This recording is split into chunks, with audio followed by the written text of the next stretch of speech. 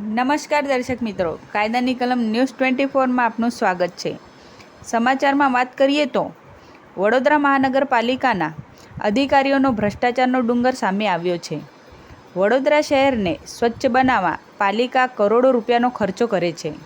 ત્યાં કચરાના વજનના બદલે માટી અને પથ્થર ભરી જઈ કોન્ટ્રાક્ટરો વડોદરા શહેરના પ્રજાનો કરોડો રૂપિયાનો બગાડ કરી રહ્યા છે અને પાલિકાના અધિકારી ધર્મેશ રાણાને માત્ર પોતાની ટકેવારીમાં જ રસ હોય તેમ મૌન ધારણ કરીને બેઠા છે. આ ડુંગર પર કચરો ઓછો અને મોટા મોટા પથ્થર, ઈંટો અને માટી જોવા મળે છે.